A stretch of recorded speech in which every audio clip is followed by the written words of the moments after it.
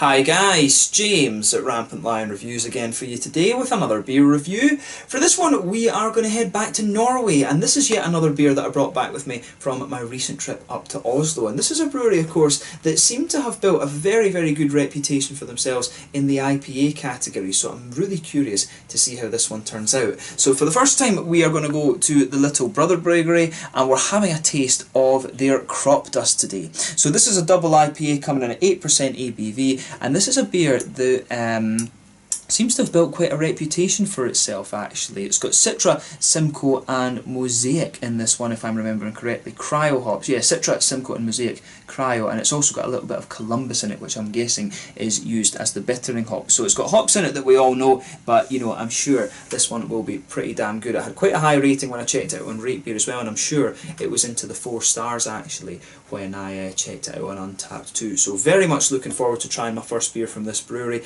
and as always, I hope you guys enjoy my take on this beer. So anyway, as is usual with my reviews then, I'll tell you a little bit about the brewery. If you want to get straight to the tasting, just fast forward. All the usual links are in the description below. That's the brewery website, the link to my other reviews that hopefully I can do in the future from Little Brother Bryggeri. Very first time I'm trying one of their beers. There's all the usual social media. If you want to see more beer reviews, do please consider subscribing to the channel. The whole channel, of course, has a geography-based tagging system, so you can go into the home page and search for beer based on country, city, state, county, prefecture, whatever it is you're interested in.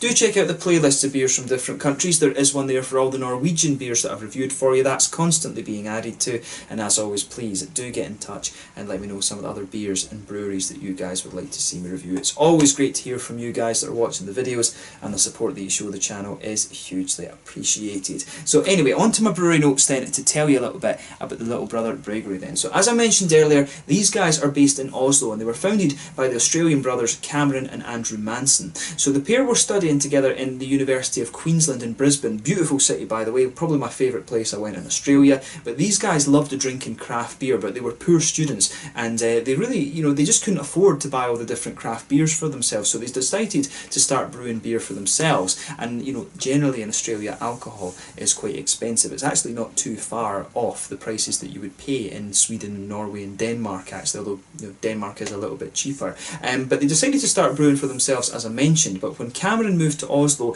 a neighbour gave him a bottle of homebrew, and he decided that he wanted to get back into the hobby again because he was very impressed with it. So they officially founded the brewery back in 2013, and over the last few years they've become very well known for IPAs, as I mentioned. They won a good few awards for this, but recently as well they've been experimenting with a few different styles. I saw on their Facebook that they had actually released an Imperial Stout quite recently that seemed to go down very well. But initially Cameron was working as a bar manager in quite an upmarket hotel in Oslo, and he was doing the brewery part-time. In their first year they only brewed around 6,000 litres of beer, but in mid-2016, I think it was actually on the 1st of June, they opened up a beer store which was called Growleriet in Grüneluca, which is kind of in the sort of, it's just the district to the north of the centre of the city, and they started selling beer in growlers and bottles. And they funded this using a Kickstarter campaign, and apparently many actually thought this would be illegal because in Norway, it's a kind of similar rule to Sweden actually. In Norway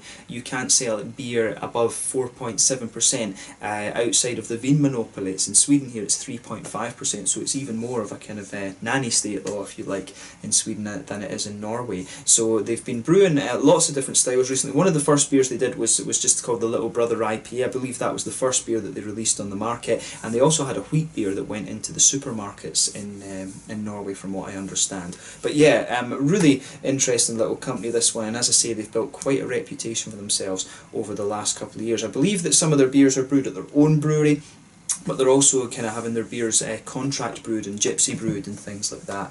I think this one was actually produced at the Arendals Brewery as well, from what I remember. This particular one, they have beers, some of them are in cans, some of them are in bottles, and I think it just depends which brewery it's brewed at in terms of whether you'll get it in a can or whether you'll get it in a bottle. But yeah, that's all you really need to know about the brewery just now. If you want to learn a little bit more, you can check out the brewery website in the description below. You can follow them on Facebook and Instagram and stuff like that, of course, as well, and that keeps you up to date with all the latest goings on there. But yeah, let's get on to the actual tasting of this beer itself. I'm really curious to try another Norwegian brewery. So I'll just let you have a little look at the artwork of this one before we open it up. It says on the side here this one should be 50 IBUs, so I'm kind of curious. This one should be more of a kind of West Coast IPA, if it's that level of IBU. Normally the New England ones are around the 25, sort of 30 mark. Some of them can reach 40 if you're lucky. But yeah, nicely presented beer. This one, you can see the reflections there of this one. It's quite a shiny bottle, so I'm not sure how that one's going to turn out there, but it says, I'm not going to read the tasting notes actually, but it says you should pair this one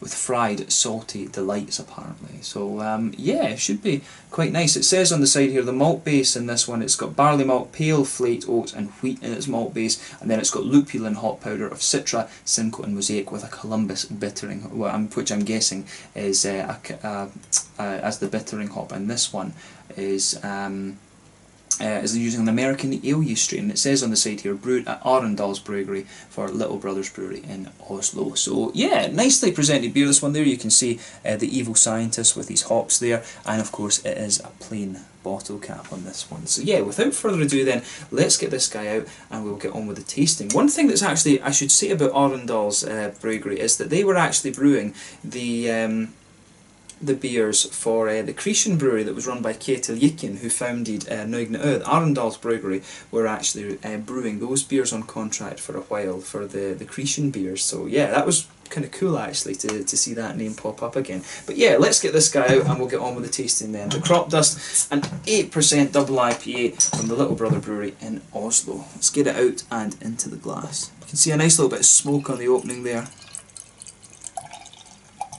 And there we go.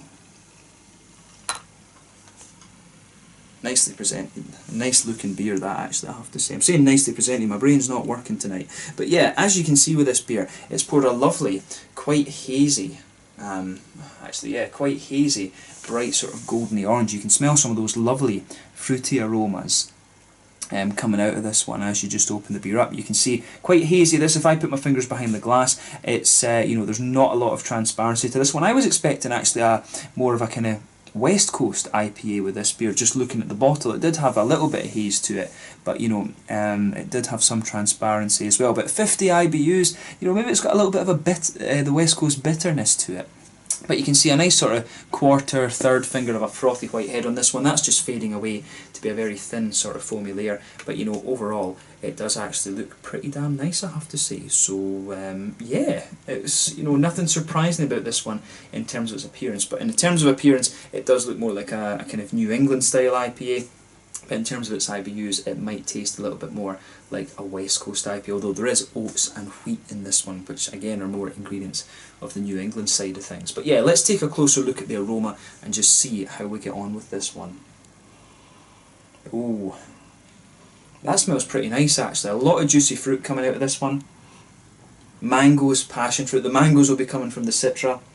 Passion fruit, that will be the Simcoe. Simcoe's a very straight up passion fruit. Citra's got quite a bit of complexity to it. But you can also smell a nice little bit of a tangerine orange to this one, which is really interesting. The tangerine oranges are the Mosaic. The Mosaic has this very distinctive juicy orange to it, but you can get quite a bit of fruit complexity to this one as well. There's almost a little bit of a kind of sharpness to this beer, almost like a slightly red fruity quality, which would, you know, if you get something like that and it comes from the hops, I would be thinking Enigma, particularly since these guys that are brewing this are Australian, because it's got this lovely red fruity but also green grapey note to it. That's, you know, that's a hop that's becoming ever more popular over here in Europe just now. It's been around in Australia for quite a little while.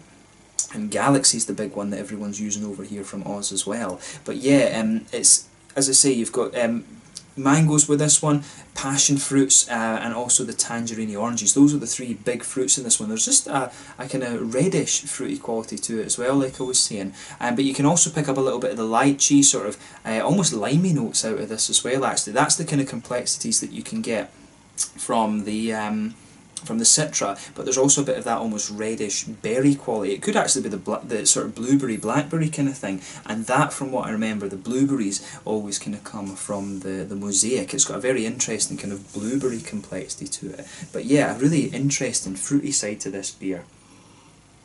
Outside of that, you definitely get a nice little bit of a floral aromaticity, and the Columbus, of course, can give you this almost...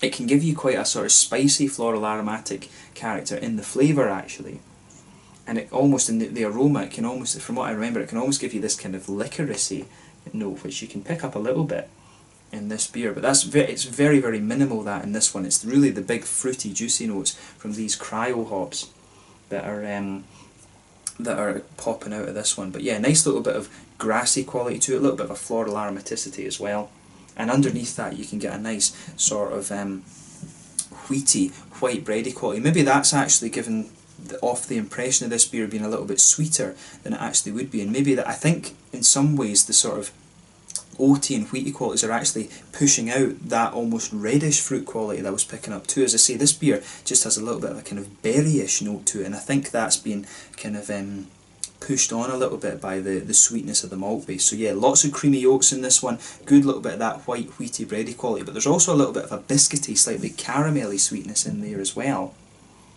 It reminds me a little bit of the McVitie's digestive biscuits that are quite popular all over the world, but I think there's a little touch of a kind of stronger caramel note to this one too. So yeah, as I always say, take a little bit of time and enjoy the aroma of the beer before you get stuck into it, but I'm very, very curious to see how this one turns out. So this one is the Cropdust, a double IPA at 8% ABV from the Little Brother Brewery in Oslo in Norway. Once again, let's get stuck into this beer. Slange, skål.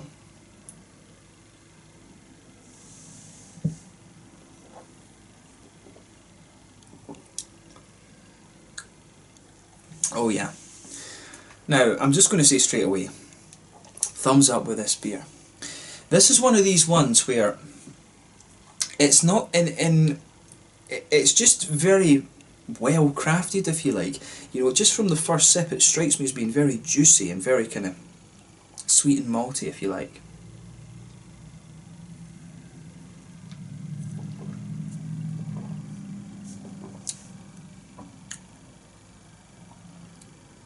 Yeah.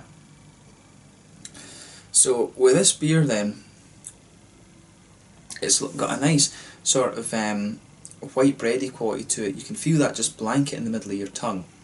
Goes straight across the middle of your palate. It's definitely a bit of that. That'll be the pale malt coming out because it is quite light. On top of that though, you can feel a little bit of the slightly thicker, wheaty, white bready quality to this beer, and if you go further into the centre of your palate, you've almost just got a little bit of a ring there, and that's where the more oaty, kind of creamy qualities are coming out of the beer. The wheatiness pushes its way out a little bit more the further you go into the aftertaste with this one, and the beer just almost smooths out a little bit, which is quite nice. If you go to the very centre of your palate, there's a little teeny bit of caramel in there, but it's got a little bit of a more biscuity quality. It is almost like the kind of, I don't know if it's right to say, corn syrupy stuff that they use in the McVitie's digestives. To me it really has that kind of flavour to it, but I'll tell you, the malt base in this one is quite nice, and I like the way that it slightly sweetens up a little bit when you go further into the flavour. I like what this beer's doing with its malt base, but straight away this beer, and it's one of the things, you know, I've missed with IPAs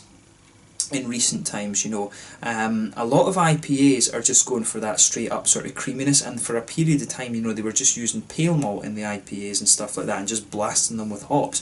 For me, if you have a balanced malt base, that can add so much more kind of complexity to the beer, and it's an art in itself finding the perfect malt base to complement your hop profile, and these guys have managed it quite well, I think. I really like that sort of balance between a slightly more west coasty malt base and a New England thing. I think they've got a sort of middle ground here, and with this beer being 50 IBUs, it does have a little bit more bite to it than a normal kind of New England IPA. It looks like a New England IPA, but it's got a bit of the hoppy bitterness and the kind of malty sweetness, I guess, that you would expect of the West Coast, but at the same time it does have a little bit of the smoothness that you'd expect of the New England thing. So this is a really kind of interesting, almost hybrid double IPA that they've pulled off here, but it works very nicely. And one of the things I guess you can say as well with the New England IPA, I made this comment about a couple of the brewski beers here in Sweden, is that you if you start to get above a certain percentage with the New England style, you need a little bit of sweetness in there just to cover the alcohol. And I wonder if that's kind of what they've done with this beer, actually. I wonder if that's the reason that it's kind of coming across as a little bit of a hybrid. But I mean, we can sit and speculate about that all day. The main point is that they've done a good job of this beer, and I certainly wouldn't hesitate to drink this again. And if for 8%, it's quite dangerously drinkable. I think that's fair to say about this one.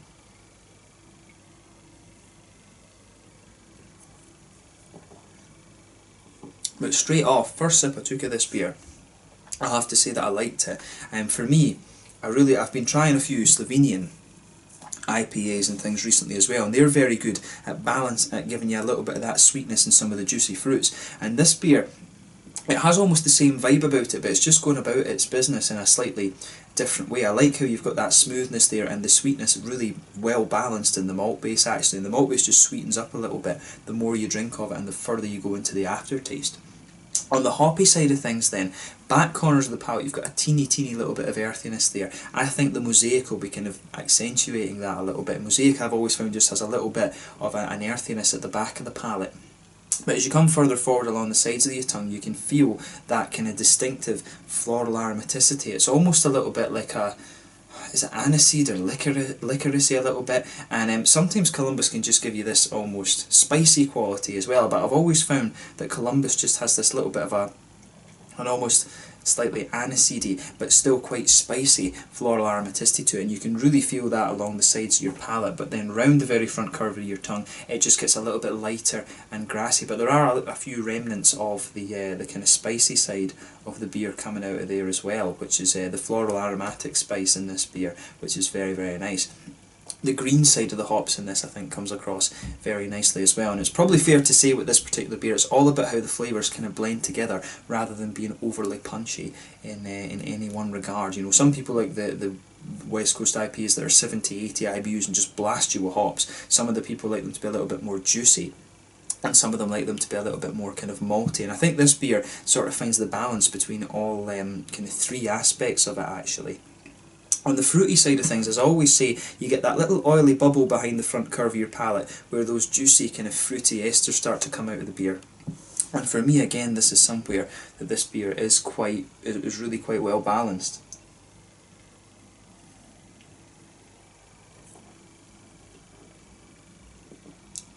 And yeah, so with this one then,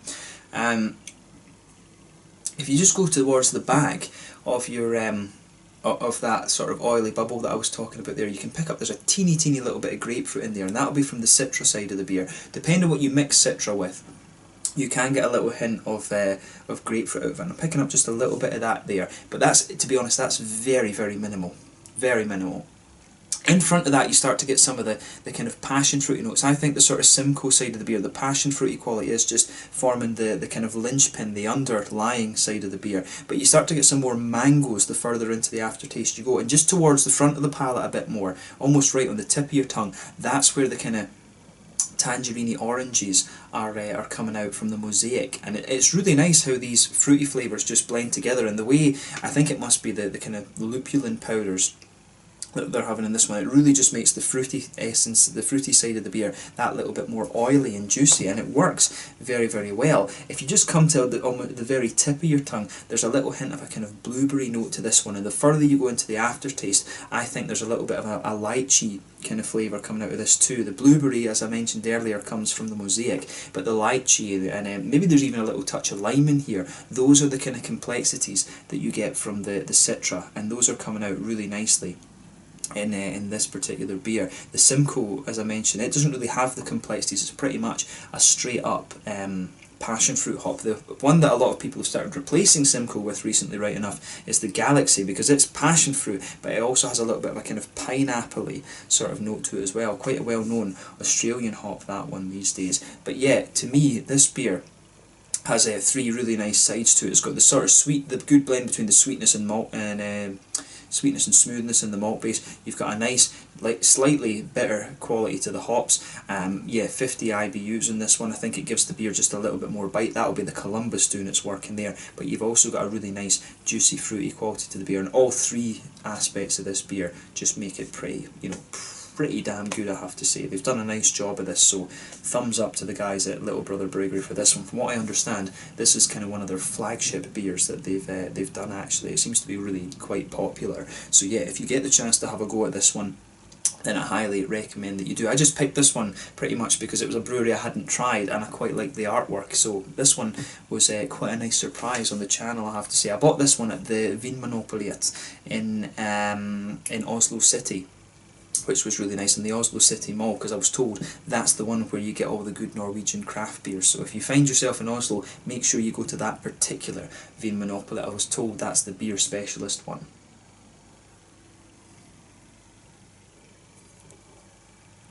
But yeah, in terms of the mouthfeel of this one then, to me, mid-bodied beer. Carbonation is very smooth in this one. It's quite an oily beer, this one overall. I would say it leans more towards the oily side of things rather than anything else. But a nice little bit of hoppy bitterness. As the bottle said, it's 50 IBUs, and you know, I think it's the Columbus that's pushing the IBUs of this one up a little bit. That doesn't really kind of give it more of a...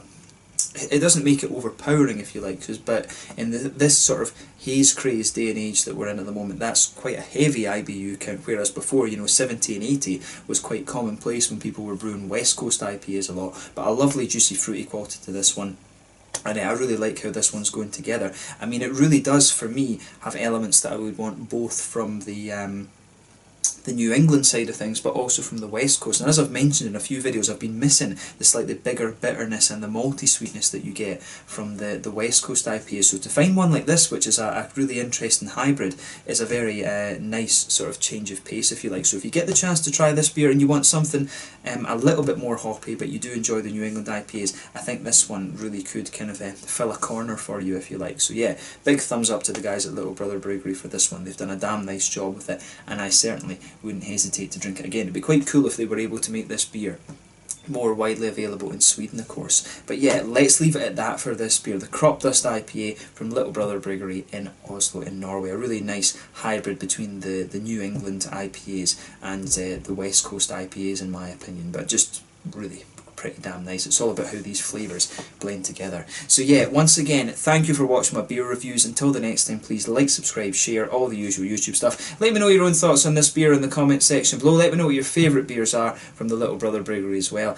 and hopefully I can return to these guys in the fairly near future. But it's been a real pleasure to review this one for you. Give me some more Norwegian beer recommendations in the comment section below, and do check out my social media. So until next time, Slanger just now, and I'll catch you guys soon. The Cropdust Double IPA 8% from Little Brother Bryggeri in Oslo in Norway. Great beer this, so give it a go for yourself. Until the next time, Slanger just now, and I'll catch you guys later. Skål.